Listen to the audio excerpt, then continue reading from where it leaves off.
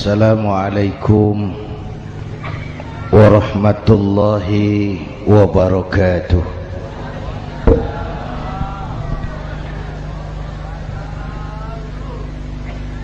Alhamdulillahi wa kafa,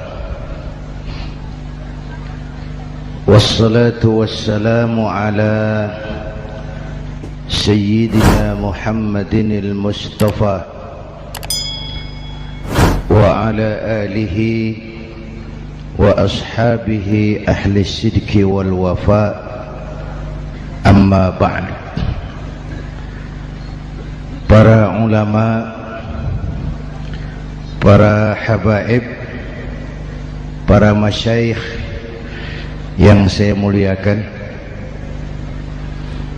yang terhormat Bapak Kapolres dan Bapak Dandim, Sahibul Bait, segenap keluarga besar Pondok Pesantren Raudhatul Muta'allimin Al-Aziziyah, bapak-bapak, ibu-ibu, hadirin hadirat ma'asyiral muslimin yang saya cintai.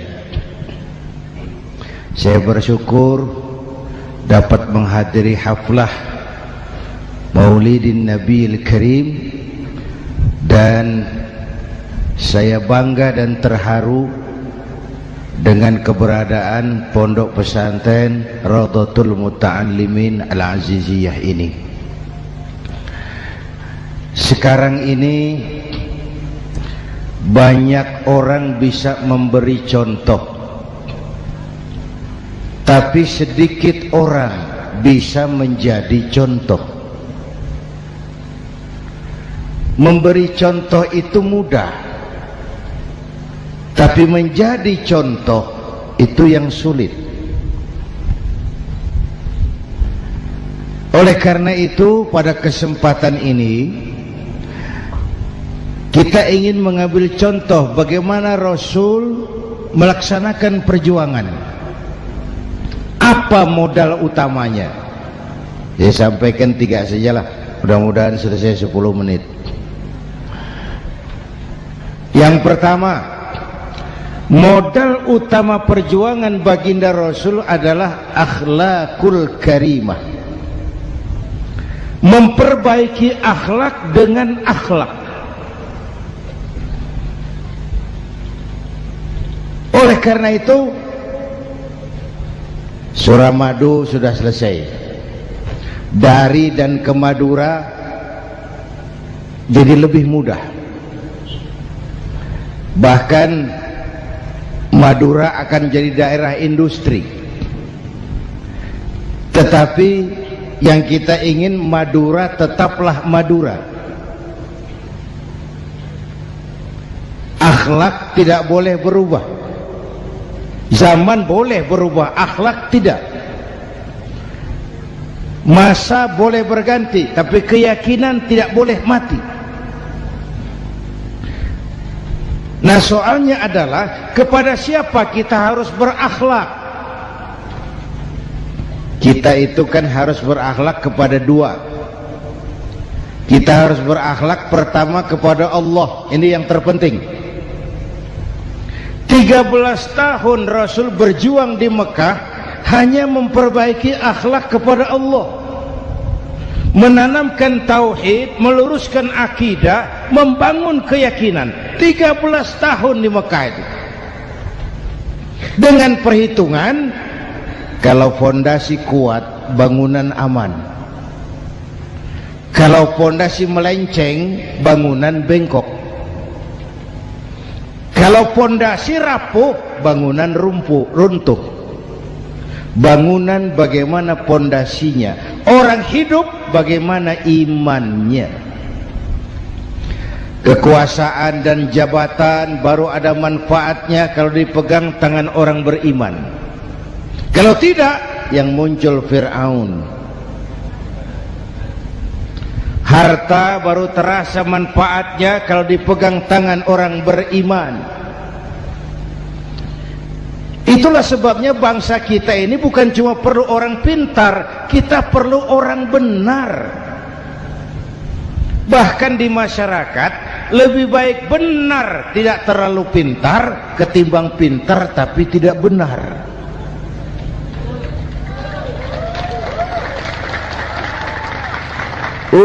Kalau sudah pintar tidak benar, rusak rakyat itu Pak. Disuruh ngurus beras malah nimbun beras.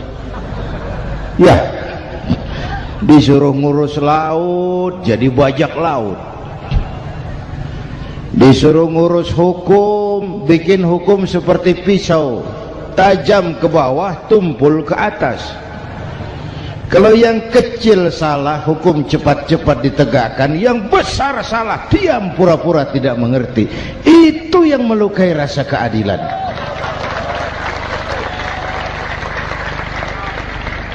Mulai dari akhlak kepada Allah.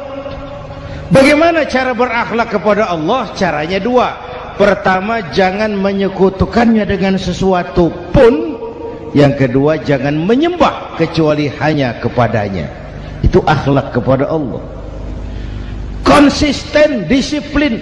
Saya bersaksi tiada Tuhan selain Allah, maka saya tidak akan menyembah kecuali hanya kepada Allah. Saya tidak akan takut kecuali hanya kepada Allah. Saya tidak akan minta tolong kecuali hanya kepada Allah. Saya tidak akan melarikan persoalan kecuali hanya kepada Allah. Saya bersaksi Nabi Muhammad utusan Allah, Nabi terakhir. Tidak ada Nabi sesudah Nabi Muhammad. Harga mati, titik. Disiplin. Ada yang mengaku jadi Nabi, wajib tidak percaya. Disiplin. Sekarang ini kan bangsa kita disiplinnya lemah. Korupsi agak sulit diberantas karena pejabat kita takut atasan tapi nggak takut Tuhan.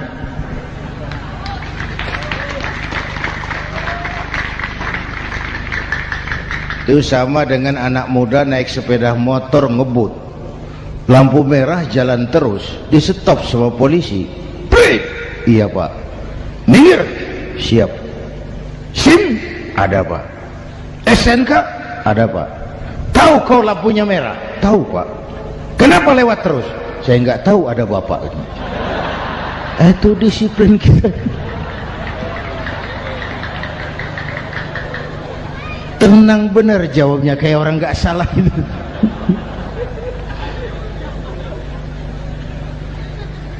Iman. Apalagi belakangan ini saya sering bilang gini Pak, ini humor tapi agak tasawuf. Orang yang paling tenang hidupnya itu tukang parkir. Coba lihat tukang parkir, walaupun mobil banyak, mereknya bagus-bagus, tidak pernah sombong. Benar ini, tenang. Nanti mobil pergi satu demi satu, habis sama sekali, dia tidak sedih. Tenang. Mobil banyak tidak sombong, mobil habis tidak sedih. Apa rahasianya? Ternyata, ini tasawufnya di sini. Tukang parkir tidak merasa memiliki, tapi merasa dititipi. Wah, itu. Siapa saja yang merasa memiliki, bersiaplah kehilangan, dan itu menyakitkan. Tapi kalau merasa dititipi, jabatan, harta, anak, istri, semua titipan, hiduplah seperti tukang parkir. Pertama, titipan tidak boleh bikin kita sombong. Dititipi kok sombong, tidak pantas. Ya, Pak Zainuddin titip mobil ya, silakan. Yang punya mobil pergi, saya peteteng. Tidak pantas dititipi kok sombong. Ada orang dititipi jabatan oleh Allah, sombong. Dititipi sombong. Ada enggak pejabat sombong? Ada, namanya Fir'aun.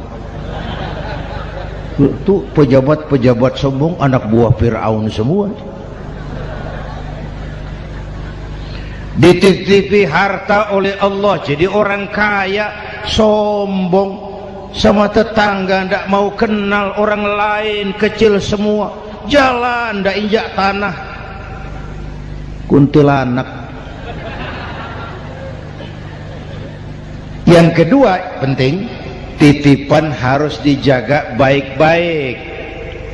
Kalau tidak, yang nitip marah. Yang nitip marah.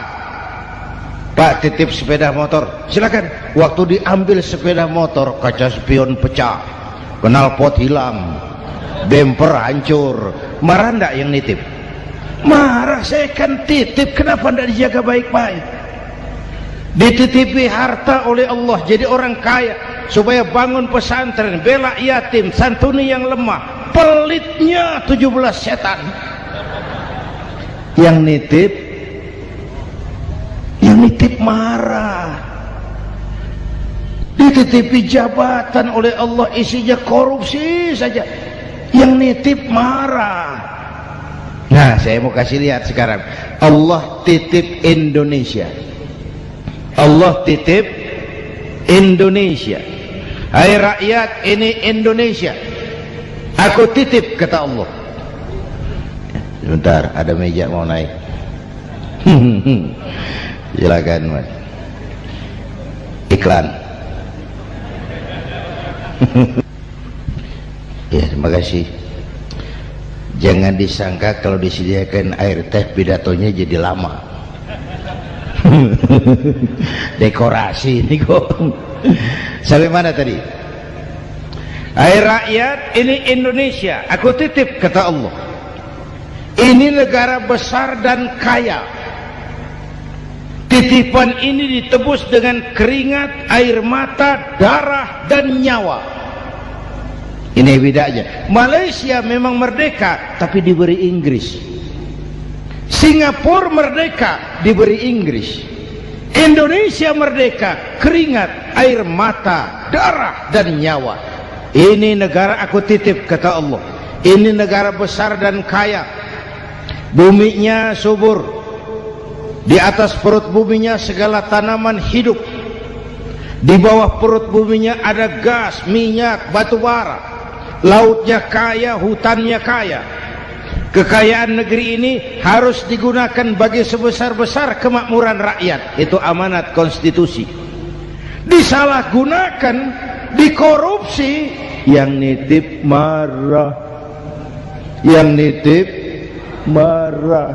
Kalau dia marah, dia suruh makhluknya yang lain negur. Siapa? Merapi, Bromo, anak Krakatau. Itu Merapi demo, Pak. Kalau kita rakyat demo, anak buahnya Pak Danres turun. Tapi kalau Merapi demo, siapa yang mau ngatasi? Mbak Marijan. Selesai. Sekarang Mbah Marijan sudah kumpul sama Mbah Surip di alam barzah, dia sudah ketemu dia. Kata Mbah Surip, tenang Mbah Marijan, tak gendong, aman sudah. Aman sudah. Saya mau bilang Merapi itu makhluk, Krakatau itu makhluk, Bromo itu makhluk. Tidak mungkin makhluk bergerak dengan sendirinya, pastilah ada yang menggerakkan. Maka baik-baiklah sama yang bikin angin supaya bertiupnya sesuai keperluan. Baik-baik dengan yang bikin air supaya datangnya sesuai kebutuhan. Baik-baik sama yang bikin gunung supaya meletusnya pelan-pelan.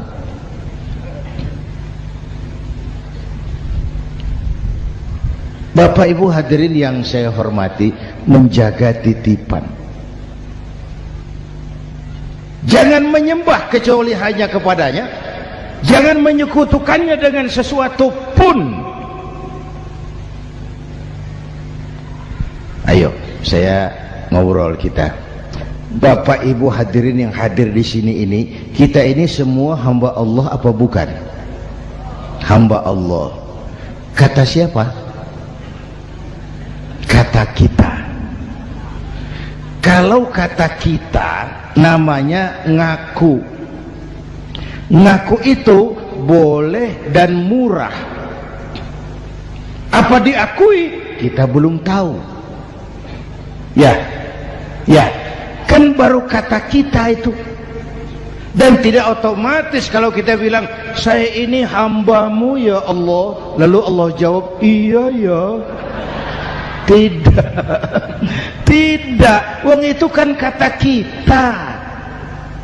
Saya hamba Allah, kata saya. Berapa banyak orang perbuatannya, ucapannya berkata saya hamba Allah, perbuatannya menyatakan dia hamba setan, hamba nafsu, hamba dunia, budak jabatan. Tidak sesuai ucapan dengan perbuatan. Jadi hamba Allah itu nggak mudah, digojlok, diuji. Coba lihat, yang jelas diakui sebagai hamba itu baru satu yang kita peringati ini, baginda Nabi. Allah mengakui kapan? Waktu menceritakan Isra dan Mi'raj. Apa yang dipakai kalimat? Subhanallazi asra bi'abdih. Maha suci Allah yang telah menjalankan hambanya. Hambanya.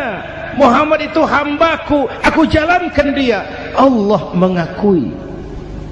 Kapan kalimat ini turun?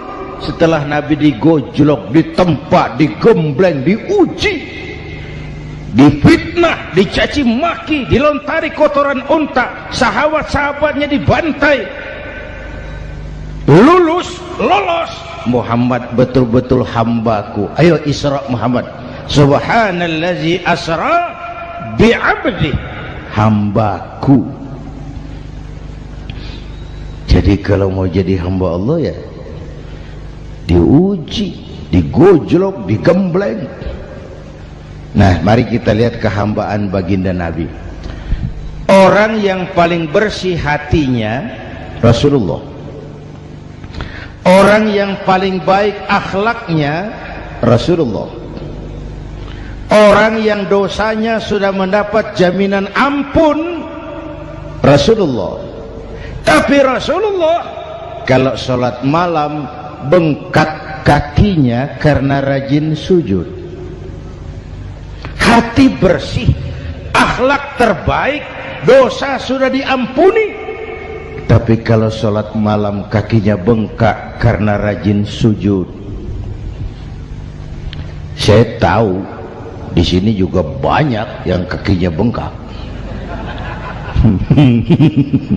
Cuma urusannya apa, itu urusan masing-masing.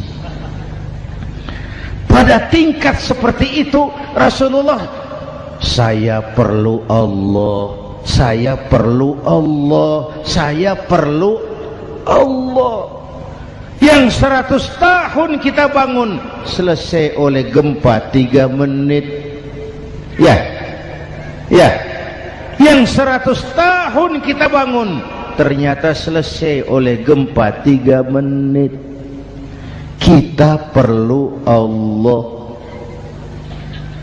kita perlu Allah. Makanya musibah itu kan kalau menimpa orang baik-baik namanya ujian. Kalau menimpa orang setengah baik itu paru-paru yang bikin malaikat bingung. Sholat rajin, maksiat tekun, baca Quran mau, fitnah orang hobi, ngaji nyolong jalan terus. Untung di sini nggak ada yang begitu. Di Jakarta banyak. Di sini insya Allah sama. Jakarta. Orang separuh-separuh seperti itu kalau dapat musibah itu namanya teguran, bukan ujian. Kenapa ditegur? Lalai. Nah, kalau orang jahat dapat musibah itu namanya persekot. Uang muka tanda jadi. Kontannya nanti di akhirat. Kalau diuji bukan saja harus sabar, tapi harus lulus. Kalau ditegur, introspeksi, perbaiki yang kurang, kurangi yang memang berlebihan. Bertali-tali, bersambung-sambung musibah ini, dan musibah kalau datang tidak pernah memilih, tidak pernah memilih. Bapak Ibu hadirin yang saya muliakan, jadi mari yang pertama jaga akhlak kita kepada Allah. Jangan menyekutukannya dengan sesuatu pun, jangan menyembah kecuali hanya kepadanya. Sekarang kan musim entertain, orang pandai membangun pencitraan, orang pinter bikin bungkusan. Sekarang ini kiai sama dukun tipis bedanya. Bener Pak, pemburu hantu pakai sorban, pakai gamis, nanti kiai pakai helm. Atribut sudah kacau sekarang ini, siapa pakai apa, siapa mau jadi apa, ndak jelas. Sementara masyarakat kita memang agak kutil, kurang teliti, cepat heran, gampang kagum. Pernah terjadi suatu saat tabrakan di jalan, keras sekali, korban jatuh berlumur darah, dikerubungi orang banyak. Datang wartawan, mau ambil gambar dari dekat sulit, banyak sekali orang ngerubung.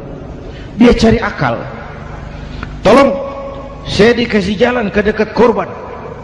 Orang menoleh semua. Saudara siapa? Saya bapaknya korban, katanya.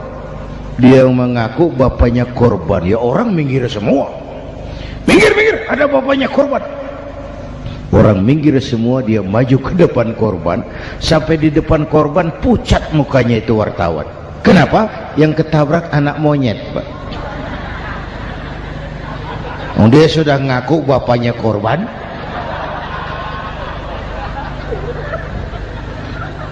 Ini cerita pendek tapi pesannya dalam. Kalau belum kenal benar jangan cepat-cepat ngakui. Ya, rakyat harus cerdas sekarang ini. Emas pasti kuning, benar itu? Apa semua yang kuning pasti emas? udah cerdas lah itu, udah cerdas lah itu. Hati-hati, ini zaman pencitraan. Orang pandai bikin bungkusan. Oleh karena itu kita juga harus punya filter supaya tidak hanyut oleh kedangkalan-kedangkalan pencitraan itu. Satu itu akhlak kepada Allah.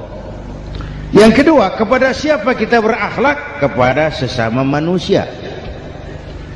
Kepada sesama manusia itu siapa? Pertama, sesama muslim. Malam ini saya hadir di sini, saya tidak merasa tamu. Saya hanya keluarga di tengah keluarganya. Bahwa saya lahir di Jakarta itu sih kebetulan, saya enggak pesan.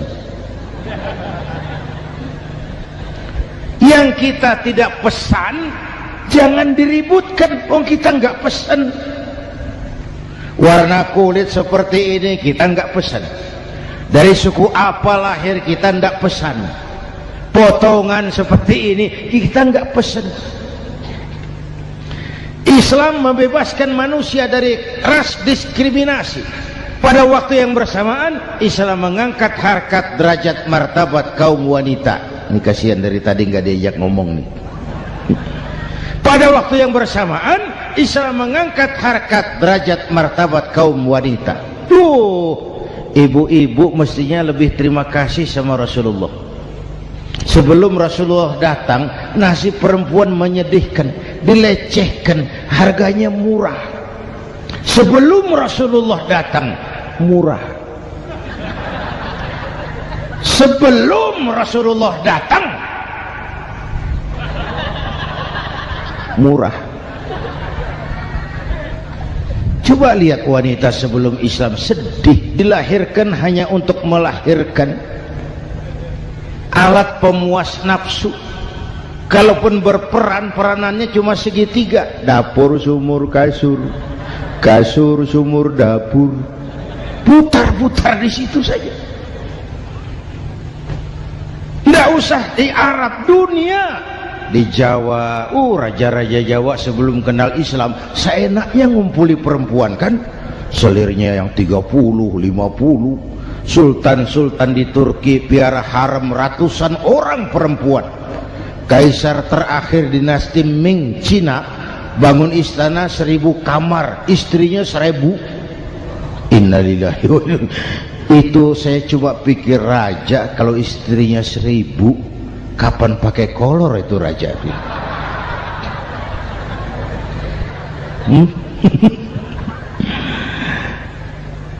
Rasulullah datang terenyuh, an-nisa imadul bilad. Perempuan jangan diperlakukan begitu.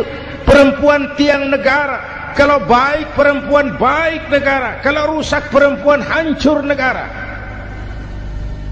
Waktu ditanya, ya Rasul, siapa yang paling harus saya taati di dunia? Ibumu. Setelah itu siapa lagi? Ibumu. Setelah itu siapa lagi? Ibumu. Setelah itu siapa lagi? Bapakmu. Menghargai perempuan, ibumu, ibumu, ibumu, bapakmu. Ibu 3 kali disebut, bapak 1 kali, ibu 3 kali, bapak 1 kali, ibu 3, bapak 1, 1 bapak. Gimana sih ngitungnya jadi kerok begini? Salah ngitungnya, salah.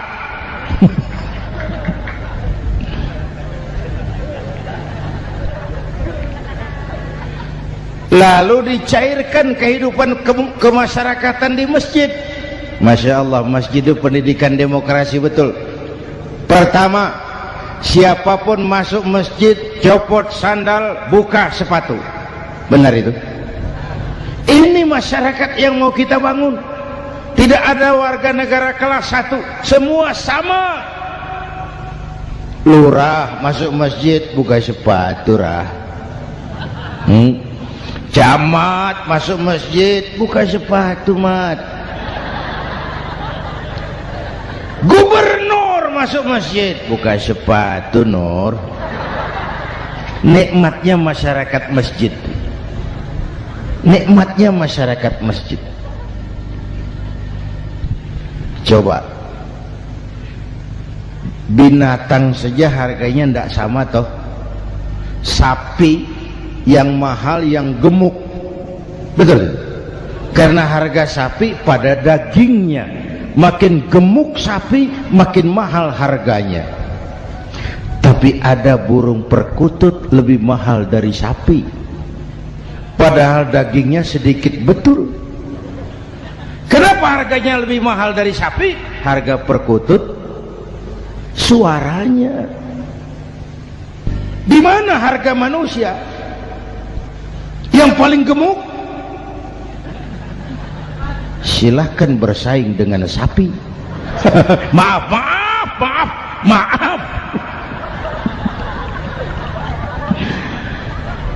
Inna akramakum indallah atqakum.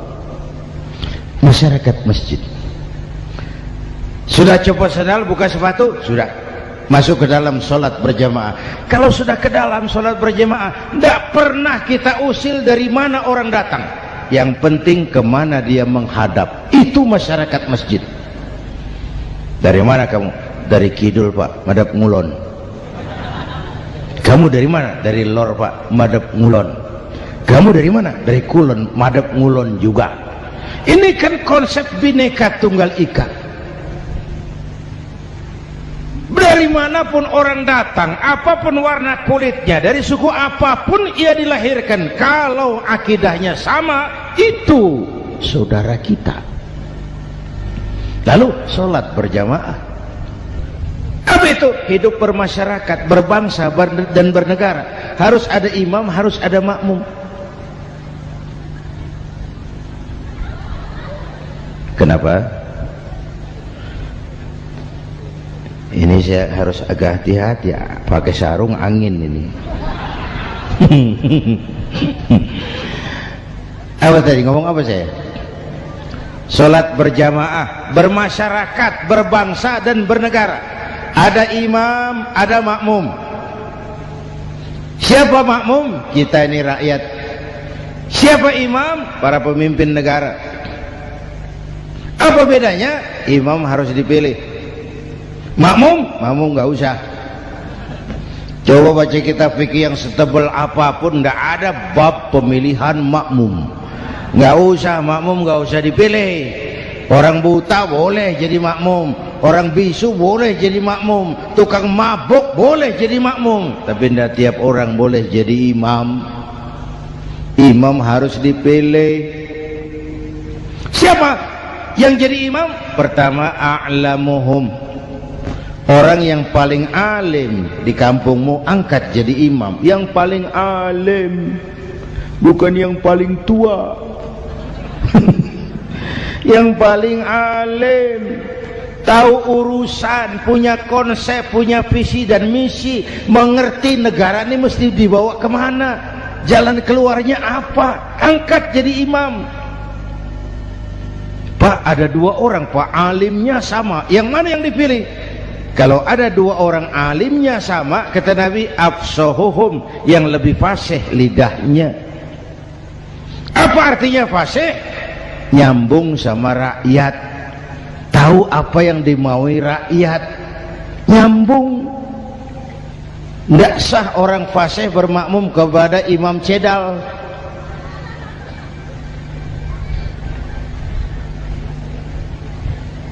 Kenapa Bu? Nyambung. Capek kalau punya imam gak nyambung sama makmum. Makanya kalau sudah jadi imam, pesan Nabi apa? Idza amma ahadukumun nasa falyukhaffif. Kalau kamu jadi imam, ringankan sholat kamu, jangan terlalu panjang. Itu makmum tidak sama kekuatannya. Ada yang tua renta, diri saja sudah gemetar. Ada makmum yang punya darah tinggi, kalau sujud lama kepalanya sakit. Ada makmum yang sudah janji habis sholat mau terima uang.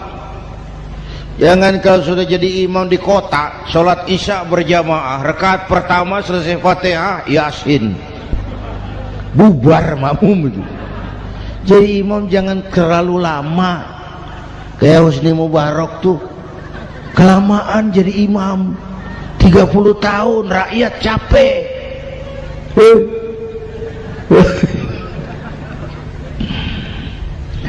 Bapak Ibu hadirin yang saya hormati, nah masyarakat Islam ini loyal, taat, setia. Kapan? Kalau imamnya benar.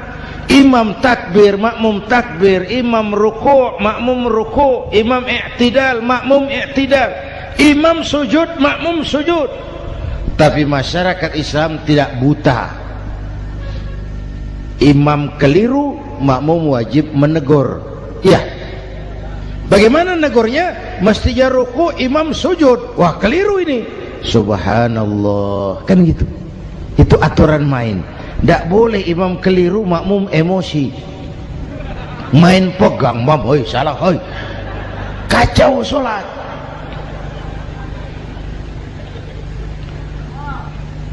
Imam buang angin, apa makmum lalu berkata, demi kesetiaan saya kepada imam, imam buang angin, saya lebih keras lagi. Goblok. Iyyaka na'budu wa iyyaka nasta'in. Sampai situ imam buang angin, minggir. Tidak usah ribut. Yang di belakang satu orang maju ke depan, lanjutkan pekerjaan imam. Yang penting imam tahu diri, buang angin, minggir. Ini negara rusak karena imam sudah buang angin. Tenang aja, kayak orang nggak salah itu loh.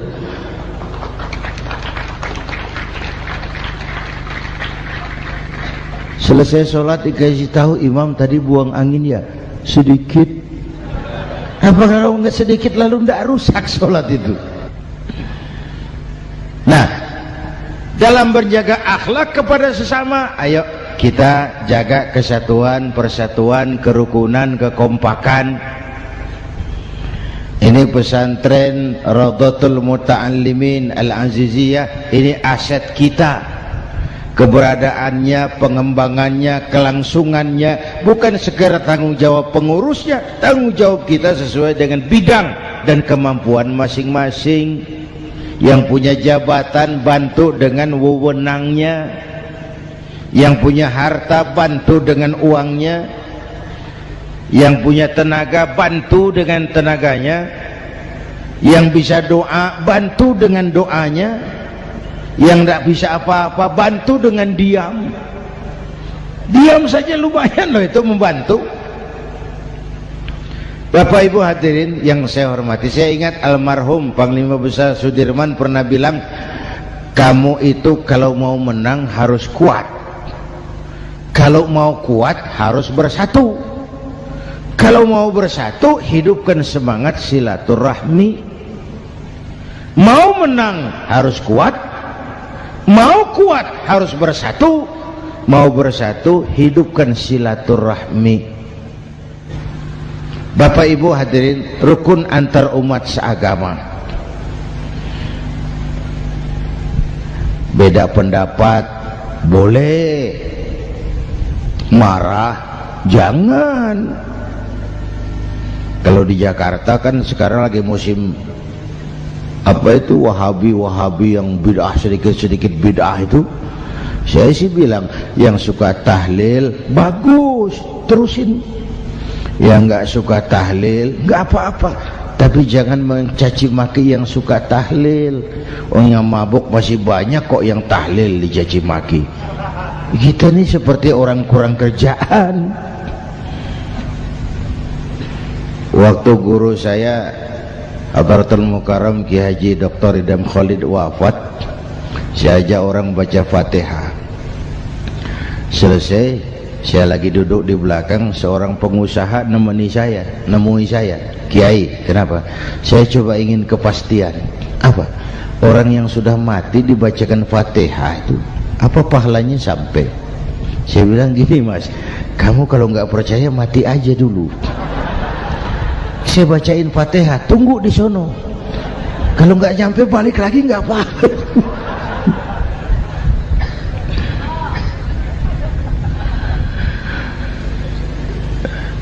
Depan rumah saya itu ada masjid, Pak, pakai beduk seperti itu. Ada teman saya,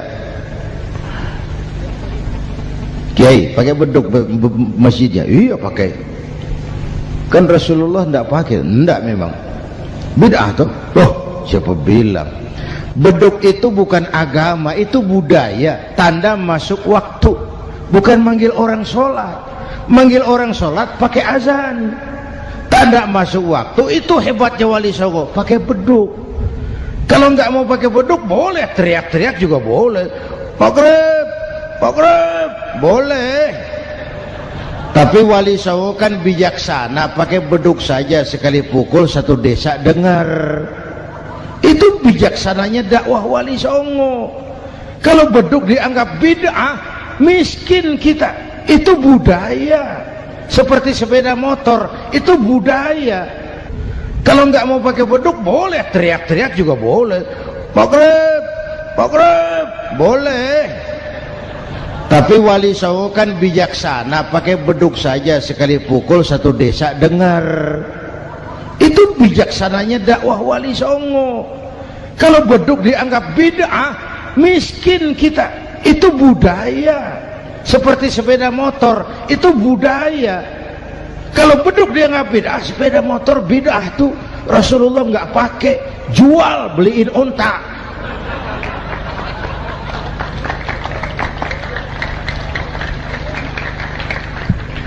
Ayo cari persamaan, jangan memperbesar perbedaan. Hormati pendapat orang kalau pendapat kita juga ingin dihormati. Kasus Ahmadiyah meledak lagi di Cikesik, Banten. Lalu pendekar-pendekar HAM menganggap itu tirani, mengganggu kebebasan beragama. Dia lupa bahwa Ahmadiyah masalahnya bukan kebebasan beragama, tapi penodaan terhadap agama. Kalau kebebasan beragama sih umat Islam welcome. Orang mau Hindu, mau Buddha, mau Kristen bebas memilih agamanya masing-masing.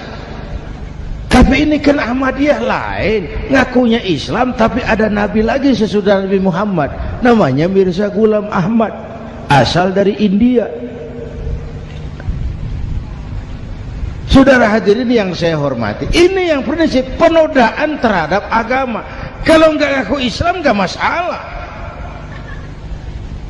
Supaya mau aman caranya cuma dua, Ahmadiyah jadi agama sendiri, karena Malaysia sudah melarang, Brunei sudah, Rabitoh Alam Islami menyatakan aliran sesat, Saudi Arabia melarang pengikut Ahmadiyah pergi bikin haji, dia dianggap non muslim.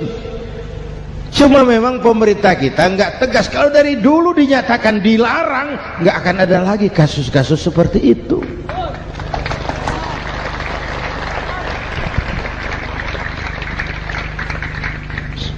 Nah, selain itu kita umat juga harus disiplin. Coba sudah berapa banyak nabi bermunculan di Indonesia. Dan Indonesia ini saya heran, Indonesia ini pasar bagus, Pak. Kalau ada nabi, ada aja pengikutnya, saya heran tuh. Indonesia ini pasar bagus. Ada Ahmad Musaddiq Al-Qiyadah, jadi nabi. Konsultan bulu tangkis jadi nabi. Dapat wahyunya di Bogor. Ditangkap polisi 4 tahun.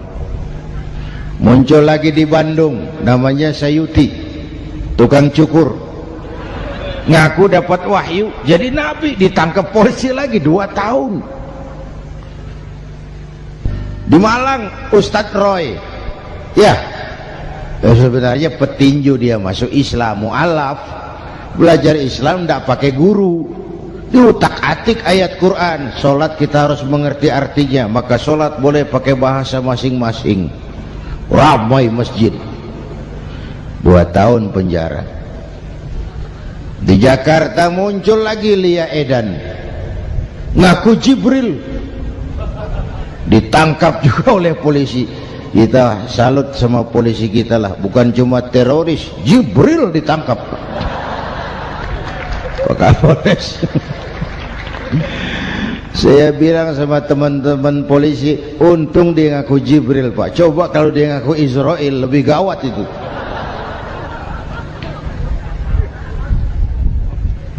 Yang parah, antara Cirebon Losari, dia perbatasan Jawa Tengah Jawa Barat, pernah muncul agama baru namanya agama Jasun, agama Jawa Sunda, agama Jasun Jawa Sunda. Yang jadi nabi Tugimin. La haula wala quwata. Saya bilang ini jangan jadi nabi, jadi kiai juga nggak angker ini. Al Mukarram Bapak Kiai Tugimin, nggak enak. Yang lebih nggak enak selawatannya loh itu. Kalau kita kan tadi nikmat tuh, ya Habibi ya Muhammad, nikmat rasanya itu. Coba ganti sama yang tadi, wah enggak, ya Habibi ya Tugimin, nggak enak itu, Pak. Jadi umat Islam itu sangat menghormati orang lain agama. Soal agama orang lain, lakum dinukum, awas hati-hati kalimatnya. Kita menghormati orang lain agama.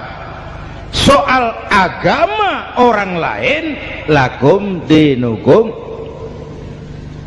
kita memang yakin cuma Islam agama yang benar, tapi bukan berarti kita boleh menghina agama orang lain. Kenapa? Kalau agama kita yang dihina, kita kan sakit hati. Orang lain sama dong. Itu sebabnya Allah berpesan, jangan kau caci maki Tuhan mereka, karena mereka akan balas mencaci maki Tuhanmu. Dan itu artinya mencaci maki aku, kata Allah. Jelas ini?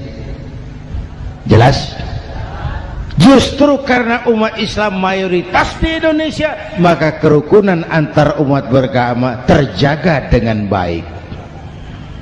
Oh, kalau umat Islam mau main kasar, mau main kayu, mau main keras, umat Islam ini 85%, yang lain pasti selesai. Saya jamin selesai. Tapi kan tidak. Kita sadar betul ini negara Pancasila. Kita sadar betul bahwa kita harus menghargai orang lain agama, menjaga kerukunan, rukun antar umat beragama. Yang ketiga, rukun antar umat beragama dengan pemerintah. Dulu kiai saya bilang, sultanun zulum khairum min fitnatin tadum. Pemerintah yang jelek pun sebenarnya masih lebih lumayan ketimbang tidak ada pemerintahan, kalau itu ukurannya. Coba umpama nanti Pak SBY sudah terlalu pusing, lalu pengumuman jam 000, seluruh rakyat Republik Indonesia saya umumkan mulai malam ini tepat jam 000 pemerintah bubar. Ayo bayangkan seperti apa kita tanpa pemerintah. Hukum rimba, yang kuat menekan yang lemah, yang kaya merampok yang miskin. Rumah saudara dirampok, lapor ke polisi, kata Kapolres, maaf polisi baru bubar. Hak asasi diinjak-injak, lapor ke pengadilan, pengadilan bubar. Masih ada pemerintah saja yang kuat suka menekan yang lemah, apalagi kalau tidak ada pemerintah. Karena itu ulama dan umara dua pilar utama. Kalau kuat keduanya, kuatlah masyarakat. Kalau rapuh keduanya, maka rapuhlah juga masyarakat. Bapak Ibu hadirin yang saya hormati, ini yang kedua, kita harus berakhlak kepada sesama. Yang ketiga, kepada siapa kita harus berakhlak? Kenapa? Iya, saya cuma lihat jam. Yang ketiga, kepada siapa kita harus berakhlak? Kita ini harus berakhlak kepada makhluk Allah yang lain di luar manusia. Kepada air kita harus berakhlak loh Pak. Saya dulu remaja ngaji fikih, kiai ngajar makruh buang air kecil di tanah yang berlubang. Saya protes, kenapa makruh kiai? Pertama, untuk kesehatan. Siapa tahu di lubang yang kau kencingi ada gas beracun. Kalau tidak kiai, kalau tidak maka artinya kau harus melindungi binatang yang ada di dalam lubang. Siapa tahu di lubang yang kamu kencingi ada semut sedang rapat membahas masalah Mesir. Apa dosanya lalu mati dikencingi? Ini namanya rahmatan li semut. Bapak Ibu hadirin yang saya hormati, ada hadis sederhana, fa iza zabahtum fa ahsinu zibhata. Kalau kamu menyembelih hewan, sembelihlah dengan cara yang terbaik. Jangan nyembelih ayam pakai pisau tumpul, itu namanya tidak berperi kebinatangan. Kepada ayam kita berakhlak, kepada pohon kita berakhlak, kepada air kita berakhlak. Kenapa sekarang alam tidak seramah dulu? Karena kita juga tidak ramah kepada alam. Kenapa sering terjadi banjir? Karena tempat air kita kurangi. Dia bingung mau ke mana. Air nggak punya tempat. Akhirnya masuk ke rumah kita juga. Masuk dalam zoharul fasadu bil barri wal bahri bima kasabat aydin nas. Karena kita tidak berakhlak kepada lingkungan. Bapak Ibu hadirin yang saya hormati, jadi itu yang pertama, modal utama perjuangannya akhlakul karimah. Mau sukses, utamakan akhlak. Industrialisasi boleh terjadi di Madura, jalan berhotmik licin, oke, listrik masuk desa, alhamdulillah, tapi akhlak jangan berubah, akidah jangan goyah.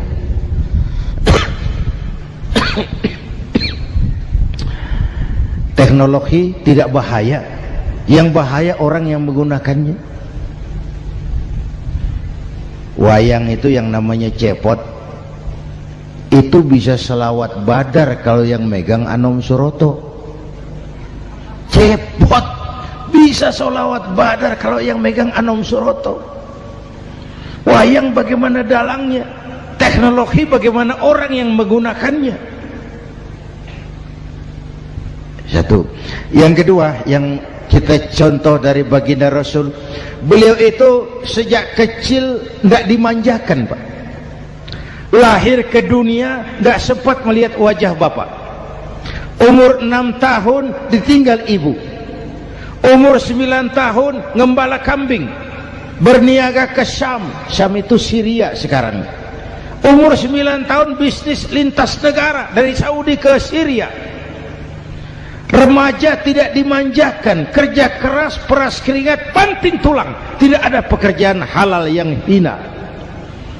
Lahir pribadi yang tegar, mental yang tahan banting, manusia yang tidak cengeng karena sejak kecil ditempa oleh kesulitan. Jadi gini, orang itu kalau biasa susah, ketemu susah, tidak kaget, Pak. Mentalnya kuat. Saya santri biasa makan kangkung, datang ke rumah teman dikasih kangkung, loh makanan saya ini, dikasih daging ayam, nambah. Orang tuh kalau biasa susah enak. Saya santri biasa tidur di masjid, disuruh nginep di hotel, pules, Pak. Tapi yang biasa tidur di hotel suruh nginep di masjid, encok. Hidup ini perjuangan. Mau sukses harus berani susah. Jangan seperti dulu di cerita santri. Ada santri beternak lebah, ambil madunya itu. Satu hari dia mau periksa sarang lebah, naik ke pohon pakai tangga, pakai sarung biasanya santri. Dia lupa tidak pakai celana dalam, naik pohon periksa, entah bagaimana terpegang sarang lebah itu, berhamburan lebahnya keluar, salah satu masuk ke sarungnya, tergigitlah Al-Mukarramnya itu. Dia menjerit, aduh, jatuh berguling ke bawah. Sudah lama jatuh, dia buka sarungnya, dia lihat bengkak. Karena bengkak kan jadi besar, senang juga dia. Dia berdoa, ya Allah, hilangkan sakitnya, biarlah bengkaknya. Ini kan, ini doa orang nggak konsekuen. Bengkak dan sakit itu paket. Mau bengkak, ya harus berani sakit. Masa sakitnya bengkaknya mau, sakitnya nggak mau. Itu satu tuh. Yang kedua, kita ini sering kalau punya cita-cita sering seperti rapat tikus. Satu hari sekelompok tikus rapat paripurna tikus untuk mengantisipasi bahaya kucing. Bagaimana supaya kucing itu jangan lagi mengganggu kita? Akhirnya ada yang mengusulkan begini, bagaimana kalau di leher kucing kita gantungkan lonceng, supaya kalau dia datang dari jauh suaranya sudah kedengaran dan kita bisa lari menyelamatkan diri. Wah, cerdas dia. Setuju, setuju semua. Setuju, setuju, setuju, bagus. Nah, waktu pembicaraan dilanjutkan, tikus mana yang mau menggantungkan lonceng ke leher kucing? Rapat bubar. Setuju, akur. Iya, iya. Waktu bekerja selesai. Bapak Ibu hadirin yang saya hormati, terutama anak-anak saya, para santri, remaja, pemuda. Hidup ini persaingan. Bapakmu tamat SD, nak, kau sarjana. Bapakmu cuma jadi RT, nak, kau camat. Bapakmu tukang tambal ban, kau harus punya pabrik ban. Anak saya pertama dulu saya titip mondok di Tebu Ireng. Tahun pertama pulang saya kontrol, sini kau, apa hasilmu setahun di pesantren? Saya sodorkan, dia sodorkan saya sebuah piagam penghargaan juara lomba pidato di pondoknya. Saya heran, ini anak di rumah jarang ngomong, kok bisa jadi juara pidato? Saya tanya, kamu bisa pidato, apa yang dipidatoin? Dia bilang, kan kaset ayah dihafalin gitu. Ya saya ketawa juga, waktu itu dia masih anak-anak. Baiklah, baiklah, tapi apa cita-citamu? Saya kepengen seperti ayah. Wah, kau ini salah. Kalau aku ayahmu di matamu menurutmu hebat, mestinya kau 10, 100, 1000 kali lebih hebat dari orang-orang yang kau anggap hebat. Karena tantanganmu akan lebih berat dari tantangan yang aku hadapi sekarang. Kalau kau sama dengan aku, kau ditinggalkan zaman karena kau tidak mampu menjawab tantangan zamanmu. Bapak Ibu hadirin yang saya hormati, persaingan tajam, tantangan makin berat. Oleh karena itu diperlukan semangat yang dicontohkan Nabi. Kerja keras, peras keringat, banting tulang. Tidak ada pekerjaan halal yang hina. Sejak kecil ditempa oleh kesulitan. Asal jangan seperti saya tadi ngobrol sama teman-teman, sekarang ini di negara kita banyak politisi miskin negarawan. Pejabat-pejabat kadang-kadang kalau ngelihat rakyat tuh komentarnya nggak berpihak kepada rakyat. Saya ingat waktu Mentawai dihantam gempa, Nias hancur, infrastruktur hancur, rumah rakyat luluh lantak. Ketua DPR Pak Marzuki Ali bilang, bagaimana itu rakyat? Ya itu resikonya punya rumah di pinggir laut. Waduh, ini bukan komentar pemimpin, rakyat lagi susah kok dibilang kayak gitu. Saya prihatin dengan ucapan kayak gitu. Waktu cabai 100.000, di sini berapa sekarang? Sama ya. Waktu cabai mahal, ada pejabat bilang, rakyat suruh nanam cabai aja di halaman rumahnya. Ini kan nggak solutif dan nggak cerdas. Cabai naik, rakyat suruh nanam cabai. Nanti beras naik, rakyat suruh nanam padi. Yang saya khawatir kalau telur mahal, apa rakyat suruh bertelur gitu? Ini kan nggak cerdas dan nggak solutif. Bapak Ibu hadirin yang saya hormati, apalagi tadi sudah saya bilang di awal, kita ini bangsa yang ditempa oleh kesulitan. Mau merdeka saja dengan keringat, air mata, darah dan nyawa. Kita tidak boleh cengeng menghadapi kesulitan ini. Tegar, tahan uji, tahan banting, dan seterusnya. Itu hal yang kedua. Yang ketiga, terakhir, Rasulullah itu sosok yang ibadahnya luar biasa. Tadi sudah saya jelaskan sebagian. Ibadahnya luar biasa. Ayo kita bantu keamanan negeri kita ini. Dengan apa? Istighfar. Wa ma kana Allahu mu'adzibahum wa hum yastaghfirun. Allah tidak akan turunkan bencana selagi di tengah mereka masih banyak orang-orang yang istighfar. Rasulullah yang dosanya sudah diampuni sehari 100 kali istighfar. Ayo kita ngobrol ini. Pak,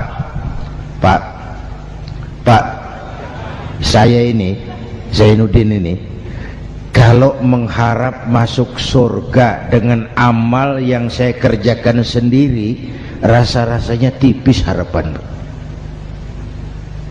Bener. Sholat saya berapa banyak saya tahu, sedekah saya berapa duit saya tahu, dosa saya berapa banyak saya tahu. Lalu saya baca sejarah, Nabi Adam dosanya 1, makan buah khuldi, dikeluarkan dari surga. Nabi Adam dosanya 1, dikeluarin. Kita dosanya banyak, kepengen masuk. Ini enggak nyambung ini. Nabi Adam Nabi Adam dosanya satu, dikeluarin dari surga. Kita dosanya banyak, kepengen masuk, nggak nyambung.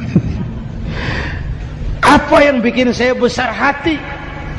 Apa yang bikin saya optimis? Ada dua, Pak. Pertama yang disebut rahmat Allah, yang kedua disebut syafaat Rasulullah. Dua itu, Pak.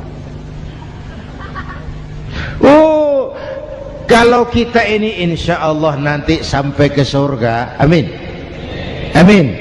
Kalau kita ini sampai ke surga, Pak, saya jamin itu bukan karena amal kita, itu karena rahmatnya Allah. Ndaklah seberapa banyak sih amalan kita mau menggapai surga. Kalau bukan karena rahmatnya Allah, sulit sampai ke sana.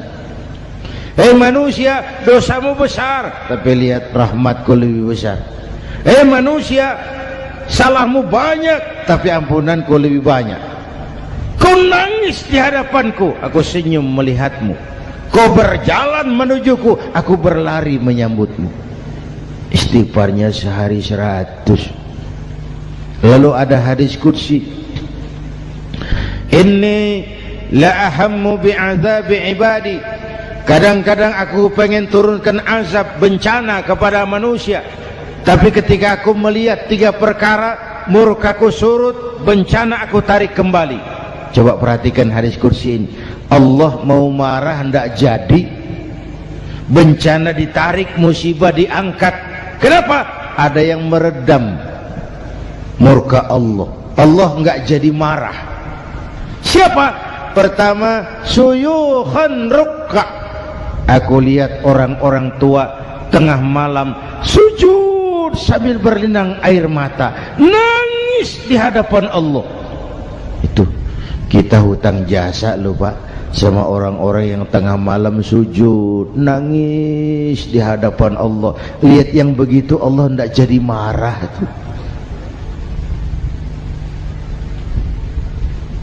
Saya tahu nih bapak-bapak nih, ibu-ibu kan suaminya sering bangun tengah malam ya Bu, kencing. Bikin bingung malaikat. Sudah mau ditulis tahajud, kencing doang. Kata malaikat, sialan, hampir salah tulis.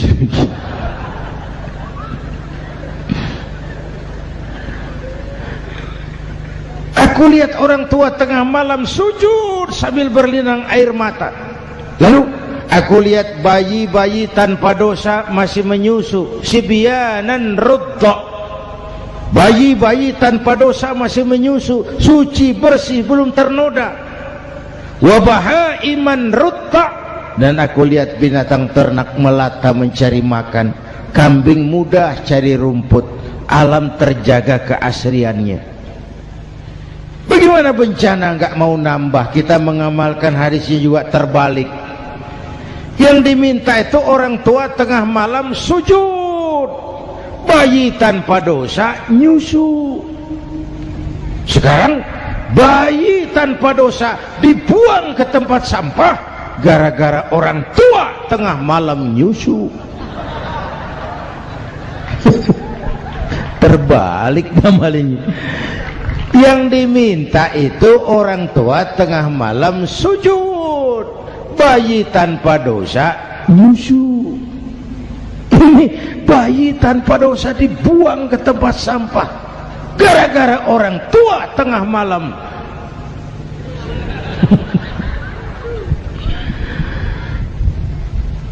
Bapak Ibu hadirin yang saya hormati, rahmat Allah kita perlu. Yang kedua, syafaat Rasulullah. Mari saya cerita syafaat sedikit.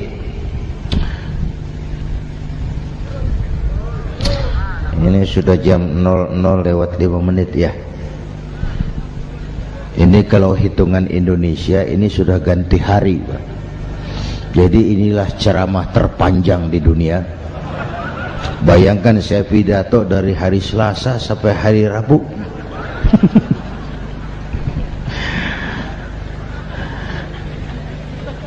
Syafaat. Ya, saya singkat ceritanya. Nanti itu Pak, setelah alam ini hancur sehancur-hancurnya, bumi gempa, gunung meletus, air laut tumpah ke darat, halilintar menyambar, planet-planet bertabrakan, semua yang hidup mati bareng tanpa persiapan, termasuk malaikat. Malaikat mati, yang tinggal cuma Allah sendirian. Yang lain hancur semua, tinggal Allah sendirian. Allah patroli, berseru-seru, limanil mulkul yaum, ahai, siapa penguasa hari ini? Mana Fir'aun yang ngaku Tuhan? Nongol kalau memang Tuhan. Mana Abrahat, mana Namrus, mana itu Benito Mussolini, mana itu Adolf Hitler, mana itu Hosni Mubarak? Penguasa-penguasa yang ngaku berkuasa, nol kalau memang penguasa. Gak ada yang jawab Pak, semua sudah rebah. Allah lalu berkata, la ilaha illa ana. Ternyata tidak ada Tuhan lain selain aku. Allah sombong waktu itu. Kalau Allah sombong itu pantas. Hadis kursi mengajarkan al-kibriya'u libasi, sombong itu pakaianku, kata Allah.